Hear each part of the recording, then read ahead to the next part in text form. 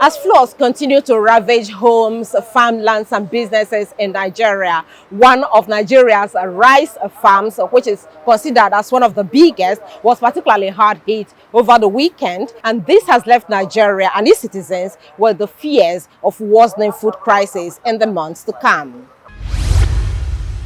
More communities are reeling from the impact of floods across the country, with food production particularly hard hit.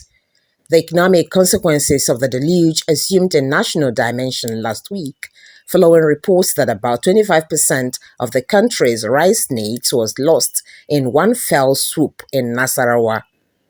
The situation worsened across several states at the weekend as floods continued to wreak havoc on homes, farms, and businesses in several other states, including Delta, Imo, Bayelsa, Rivers, Kogi, and Anambra.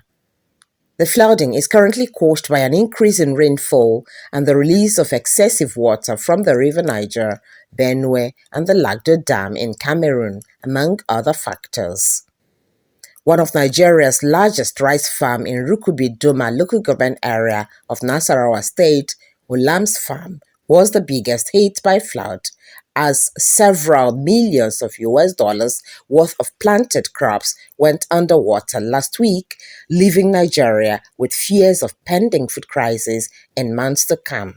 Almost 18 days, 18, 19 days since the floods ravaged our rice farm in Rukubi. So as of today, the entire area is still underwater, the 4,500 hectares that we cultivate. So after the flooding incidents, we have been waiting for the waters to go down. So, and as per the current estimates, because we can see that the water levels are dropping in the surrounding areas, as well as the rivers, and even in the Lokoja confluence. So probably it will take, our estimate, rough estimate is that it will take at least 2 weeks for the water to recede completely. So once that happens, then we'll be able to take stock of the damage to the infrastructure, and we can also have a plan in place to rebuild the infrastructure back. So we are on track with the planning stage at least, and acquiring machinery and other resources to ensure that the moment the water drops down, we will rebuild our infrastructure.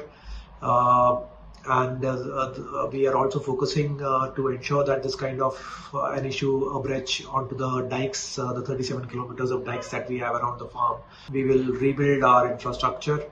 And we are also focusing to ensure that this kind of an issue, a breach onto the dikes, the 37 kilometers of dikes that we have around the farm, which got breached, does not happen. So we have to strengthen that and we will rebuild that.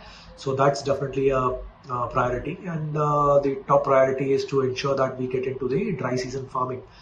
So the place where we are in the middle belt, our next rainy season starts towards end of March. So we have to start planting. It's a 120 days crop. We have to plant in such a way that we harvest before the rain set in. Other damages are infrastructures like dikes, canals, and drainages.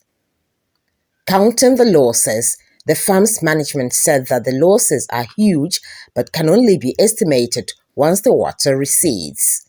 The rice farm, Olam, which is sitting on a 13,500 hectares of land, operates a crop area of 4,400 hectares, and all the crop area were swooped and submerged by the flood.